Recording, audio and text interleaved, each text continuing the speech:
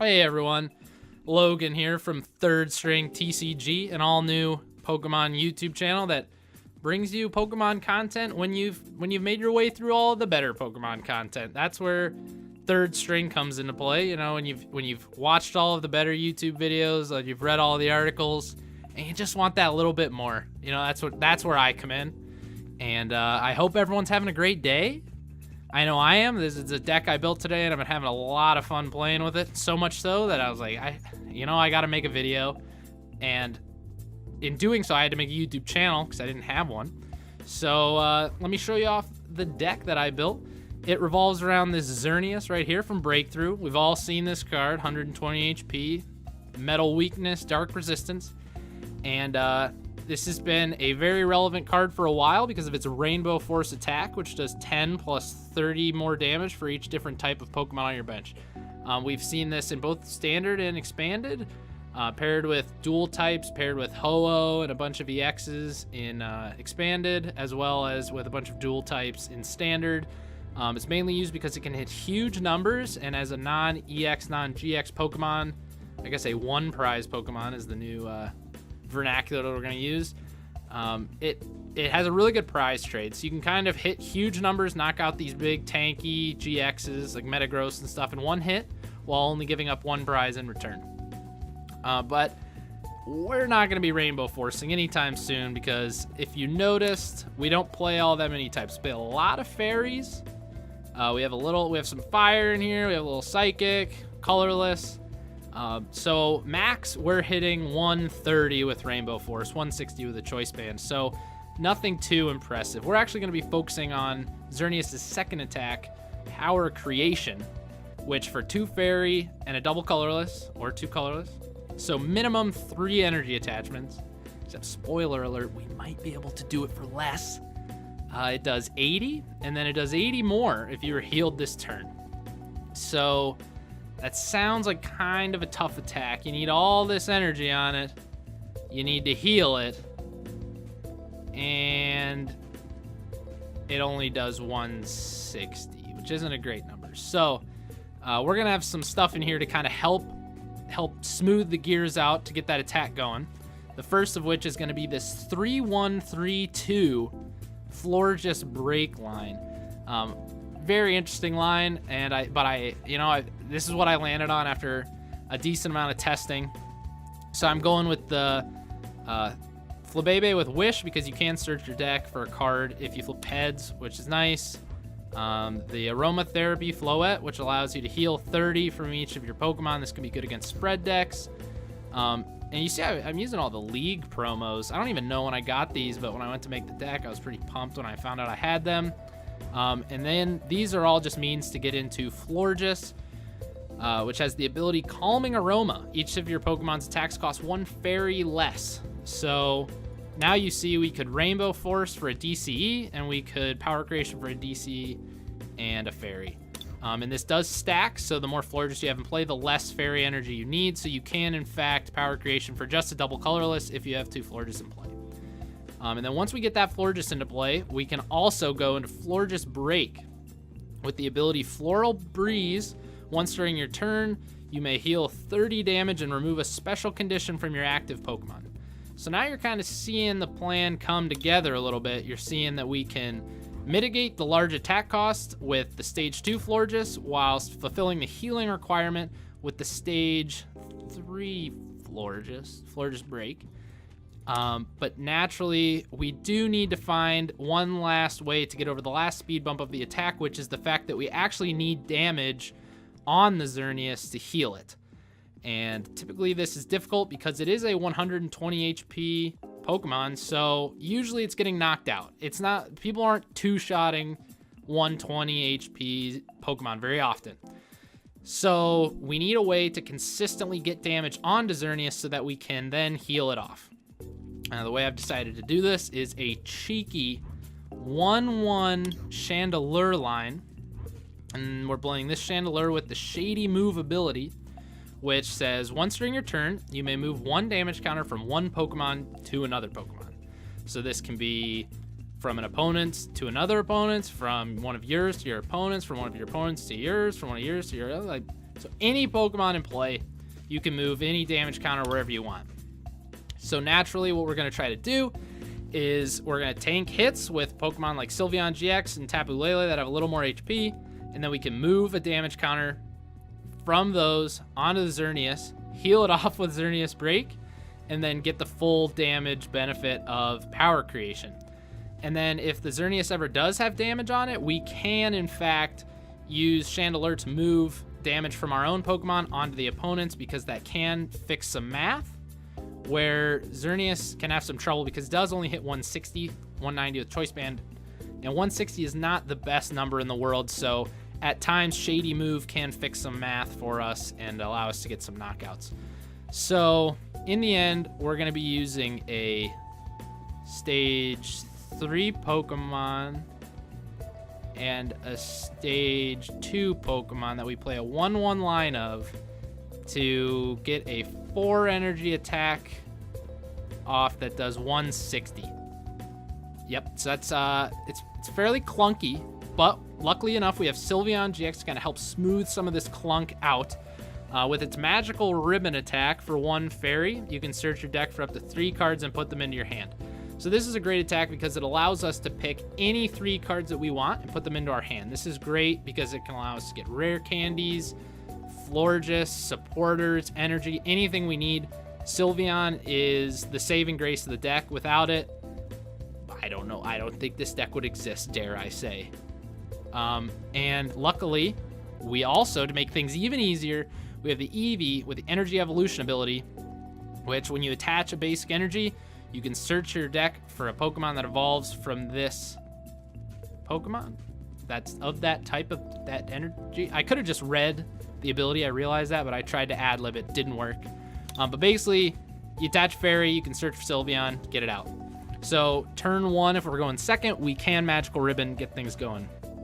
Interestingly enough, we can in fact Magical Ribbon for 0 energy if we have a Florges in play, which can be very nice against things like Garbodor and Tapu Lele, which hit based on how much energy we have on us. And then you can also Fairy Wind and Plea GX for just a DC. Now, Plea is the only GX attack we have available to us in this deck, and it's actually super clutch at times against certain matchups. Think things like Greninja, things like Metagross, things like Gardevoir that are building up these big evolution Pokemon. You can just make them return them all to their hand. You're setting back all of these turns of evolution, all of the energy attachments, everything. So Plea can be a very good option that can bail you out in certain matchups that are a bit stickier, because this deck doesn't have a ton of great matchups, but it can help you. It can help you out a lot. And then lastly, we have 2 Tapu Lele-GX. Probably the most, well, undoubtedly, I would say, the most powerful Pokemon in the game right now. I guess you could make an argument for Trashalanche, but that's beside the point. Wonder Tag, the ability allows you to search your deck for a supporter card. When you play it onto your bench, you can reveal a supporter card, put it in your hand. Consistency through the roof with this card. It's also got a great attack, Energy Drive, which allows 20 times the number of energy attached to both active Pokemon for just a DC. So that's in play as well. Then from there, we've got only 12 items in the whole deck. Pretty nice against Trashalanche. We got a single Field Blower. I would love to play more Field Blower. Garbodor is a horrific matchup. But with 1 Field Blower, you might be able to get that single turn in where you can use your abilities and do something special. But typically against Garbodor, you got to knock it out. It's pretty tough to get around. We're a very ability-focused deck. I would love to play more Field Blower, but naturally the deck has such little space that I could only make room for 1. Then we got 4 rare candies. This helps us skip from Flabébé into Florges, get that ability going as quickly as possible, and then it is also our only means to get into Chandelure, because we do not, in fact, play a Lampent. So without rare candy, the deck would not function. Then we got Ultra Ball, which allows us to get one of our multitude of Pokemon, as well as, most importantly, turn 1 Lele to get us Brigette, because without Brigette, the deck doesn't necessarily function all that well. We've got to get the Pokemon out of the deck so that we can get Magical Ribboning, we can start smoothing everything out, and getting set up, because there's a lot of setup required with this deck. Then last, I guess only in terms of stadium, we have Fairy Garden. We play 3 of them, which allow us to retreat any Pokemon for free that has a fairy energy attached to it. This does not interact with Florges' ability. I know many of you are probably like, oh yeah, that's obvious, but I'd be lying if I said I wasn't for a second like, wait, why can't I free retreat? I thought, because, so naturally you don't need to attach a fairy, but it doesn't like assume you have a fairy attached.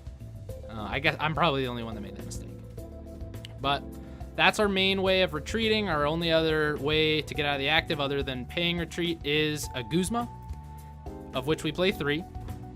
This allows you to pull something up off your opponent's bench, and then you have to switch your active with one of your own bench Pokemon after you do that. We play 4N. Both players shuffle their hands into their deck and draw a number of cards equal to their remaining prizes. 3 Sycamore. Discard your hand, draw 7. 1 Skyla. Search your deck for a trainer card. Reveal it, put it into your hand. 3 Choice Band. This can help fix the math, like I was saying. 160 is not the best number. Then we play 4 Double Colorless and 7 Fairy. The 7 Fairy count's kind of awkward because you need Fairy early to get into your Energy Evolution and to start Magical Ribboning. But once you get into the late game, you don't necessarily need them once you have a bunch of Florges in play.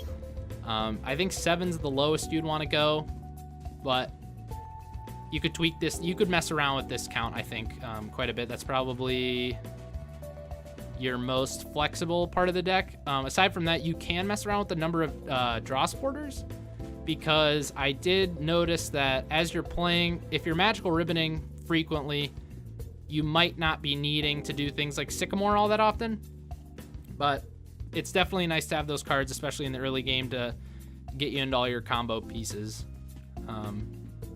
So I guess final notes on the deck. It's not the most powerful combo in the world. It's a lot of fun. And you know, I don't have anything else to say. That's all I got, and I asked for some discretion because this is my first video. I think I moved the mouse too much. If I did, please let me know. I think I was bouncing the mouse around quite a bit. But you know, it's just third string things, I guess. We're gonna get into a game here real quick and see how this deck works.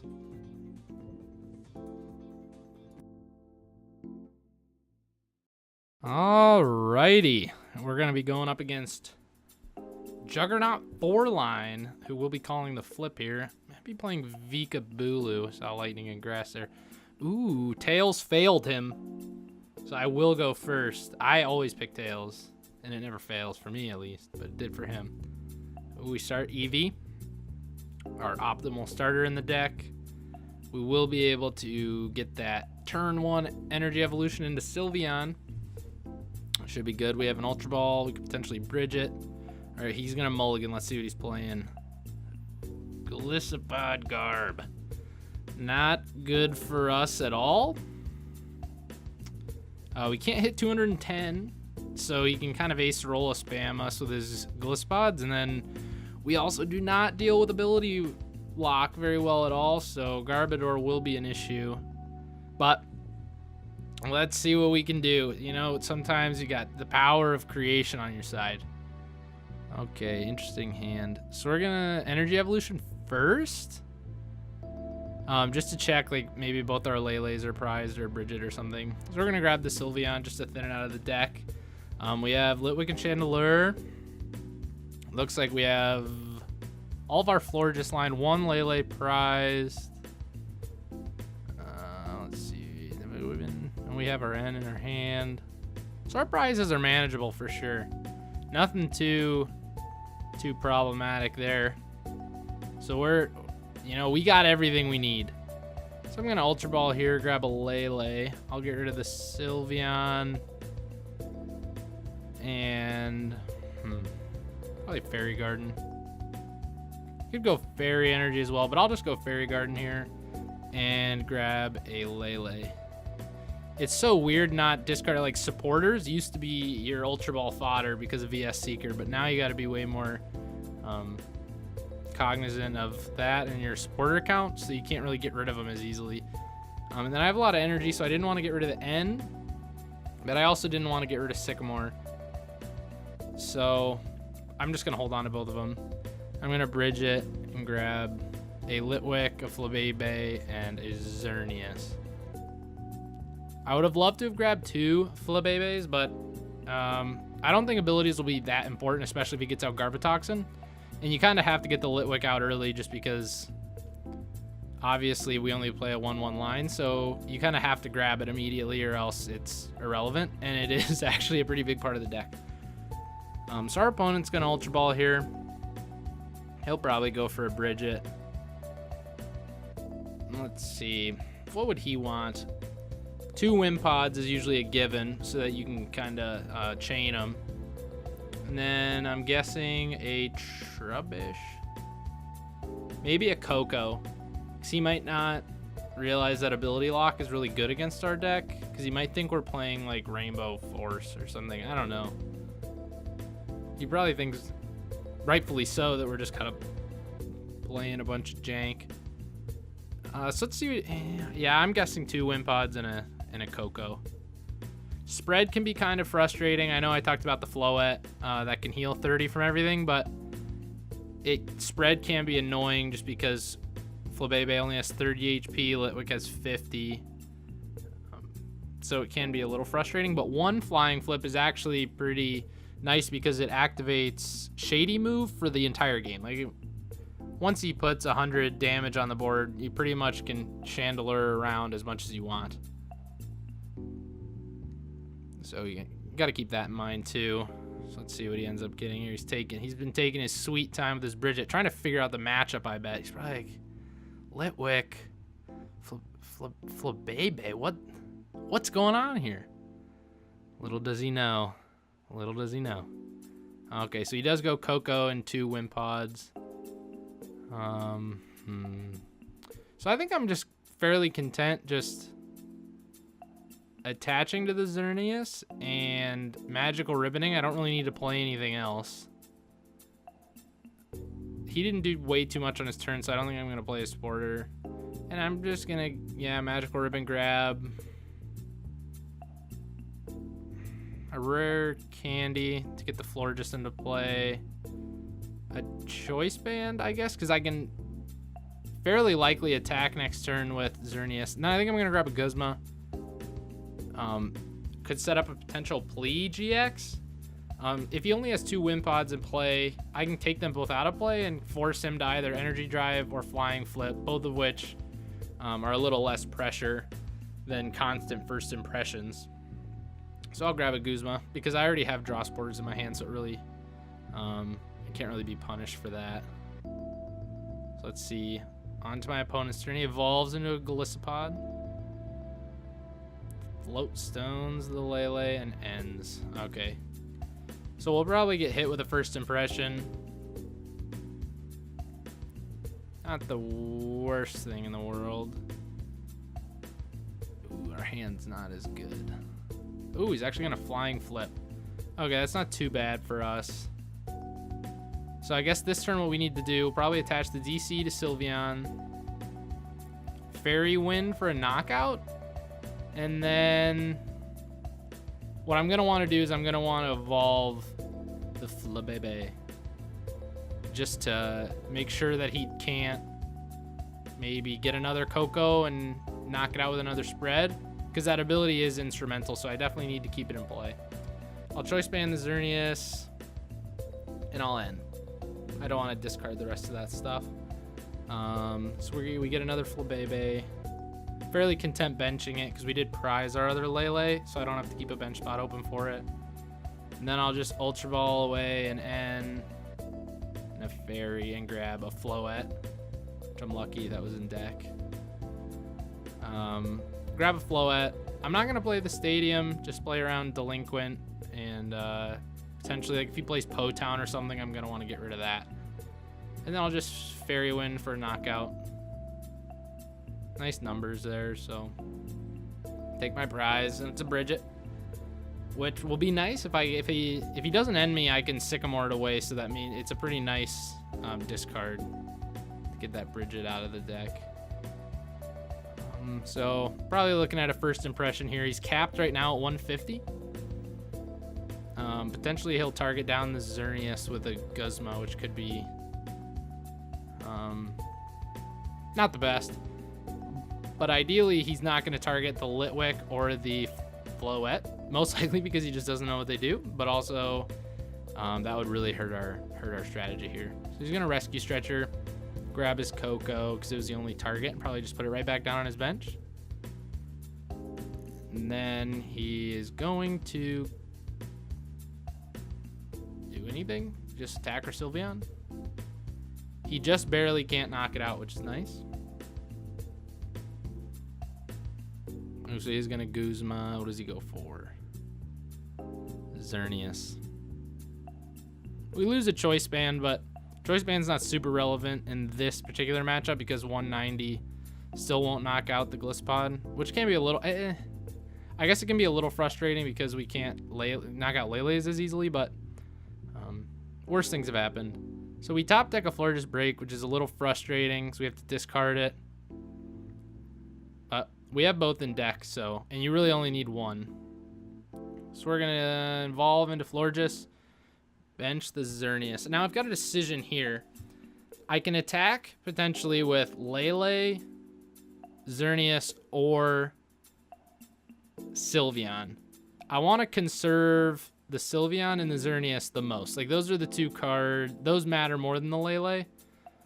And most likely he's going to Acerola next turn, I would guess. Because we're going to poke his Golisopod regardless, and they probably play quite a few Acerola. So I'm just going to retreat into the Lele and hit him for 60. Because I mainly don't want to leave the Sylveon active because it could go into a, like, crossing cut, Choice Band, a crossing cut knockout. That would really hurt to lose the Sylveon already. Because I would like to get a plea off at some point. I think that could help swing the matchup quite a bit. So we'll see what he does. He's probably going to be looking to Acerola. If he can get a Choice Band, he can knock out the Lele, which would put us kind of in a sticky spot. So he gets rid of an N and a Lele, so he probably has whatever Sporter he wanted. He grabs a Golisopod. So I'm guessing he's not going to Acerola if he grabbed the Golisopod. Because why would you, I guess? But he does. He does end up Acerolling. So this is really nice for us, actually, in a way. Well, if he doesn't knock out the Lele, it's pretty nice for us because we're keeping him behind on energy attachments. As long as he has to heal, he can't ever get 2 attachments onto a Golisopod, which then allows us to stay clear of armor press and crossing cut. And crossing cut's his biggest burst attack that he has. So if we can avoid that, ooh, Guzma. I think this is a plea turn. Yep, I think I'm gonna Guzma the non-float stone Lele, and then I'm just gonna get the Wimpod and the Golisopod off and put them into his hand. So we know one of his cards is Golisopod. So next turn I could potentially end 2 Golisopods back into his deck, which would be nice. So now he pretty much has to either Flying Flip or Energy Drive, neither of which upset me too much. If he Flying Flips, I'm gonna have to work on getting the Litwick evolved. We'll see. See if he can end himself into a double Colorless. Because I'm guessing he would Flying Flip if he got one. Because that Lele looks pretty tempting right now too. So he's gonna Field Blower away my Fairy Garden. I don't have anything else on board. Not the worst. Not the worst thing for us. So, ooh, he passes. All right, that's pretty nice for us. We drew really well off that end too. So I'm gonna evolve and I'm gonna heal off the Sylveon. This brings it out of range of, again, a crossing cut, a Choice Band and crossing cut. And that matters more for later in the game because right now he doesn't have any energy in play. So that's not happening anytime soon. And then what I think I'm going to do is just take a Wimpod out of play. I think I'm just going to Guzma Wimpod and knock that out to, again, keep him from streaming Golisopods. That's kind of the main way that he's going to try to win this game, because I'll just keep taking 2 shots on him. And if he can just continuously heal them, he can just outlast me. But I want to retreat with the Sylveon first, because it's the only thing on my board that has free retreat because of the fairy energy. And then I will just Guzma right back into it and attack. I'm going to hold on to the DC. Doesn't really do much on my 30 HP Lele, and I don't really need it on the Xerneas, so I'll just hold it. And we'll see what he can do here. He's kind of in a sticky situation, because now whatever Guzma comes active, or Golisopod, sorry. Whatever Golisopod comes active, if he can't get another Wimpod down, that Golisopod's kind of stuck there, especially with the Choice Band. So he's probably going to hope to first impression and then cross and cut the next turn. And hopefully by then he would have established a second Wimpod on the bench.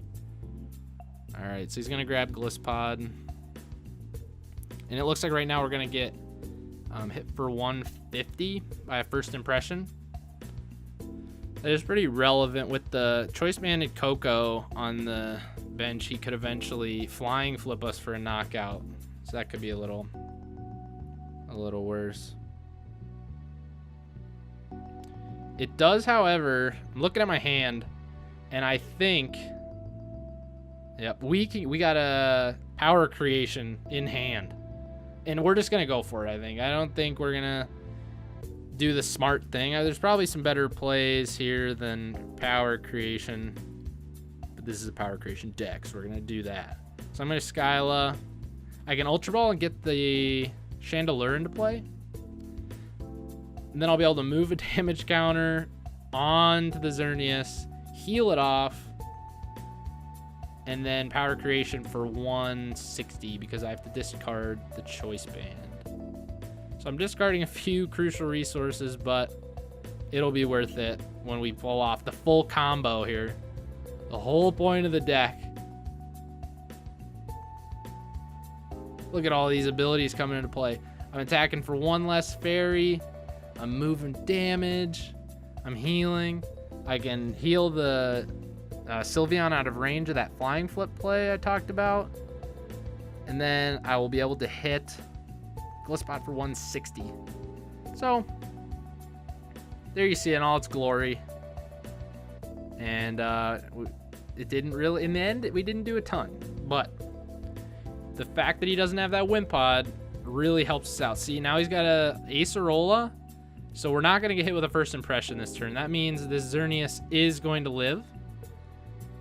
No matter what here. So he puts the Wimpod back down. See if he has a DC. He does. And this could potentially be a little sticky because we will be able to knock the Coco out. But now we see we've got a lot of very weak things on our bench. Ooh. Tempting it. I think I'm going to knock out the Wimpod here. I think what I'll do, I'll Guzma into the Lele and heal it. Is that the... Yeah, that's what I'm going to do. I'm going to Guzma into Lele. I'll heal the Lele. Get it out of flying flip range. So now he can't do some crazy turn where he takes like 5 prizes. Retreat into the Xerneas. And then I don't even need to heal it. I'm still going to move a damage counter. I think the best spot to move it from is probably the Sylveon. Just because maybe if somehow it survives, I can move another one off of it and take it out of Choice Banded flying flip range. It's kind of an irrelevant choice. I didn't have anywhere good to move it, I don't think. So I'm going to power creation again. Not for full damage this time, mind you, but it was enough. Power creation does enough. He's going to go back into the Lele. And let's see what he can do here. We're in good shape. Like, we are... There's a lot of very damaged stuff on our board, and woo. 3 prize turn. Okay, so not in the best shape. We got a Lele with 20 HP. Okay. All right, so here's what it's gonna come down to. If he has Guzma next turn, he wins. Guzma and Energy, I guess, because we'll be able to knock. Oh, look at that top deck. We'll be able to knock this Coco out. We'll move a damage counter off of the Lele. That's probably the best. I'll move a damage counter off the Lele. That way, if he rescues Stretchers and gets a Coco back, he can't knock it out from, like, while it's on the bench. I'll heal the Xerneas conveniently out of Energy Drive territory, and then I'll Power Creation for 160. This attack is broken. This is this deck. You guys can see the power of it. Such a powerful creation. And okay, let's see if he's got Guzma and double colorless, he wins. Pins and needles here. He's been through 3 Guzma though. Okay, he's got the double colorless. Is he slow rolling me? Please don't say it ain't so. Not like this. Oh my gosh. He energy drives. Holy moly. We're going to win here. So all I have to do, move a damage counter onto the Lele. Put it to 160 HP. Heal off the Xerneas. And we're going to Power Creation for the win against Golisopod Garb, which just won pretty big regionals in Bremen last weekend. So currently one of the top contenders in the format, and we just took it down. Power Creation Xerneas. So thanks for watching, and we'll have another video out later this week.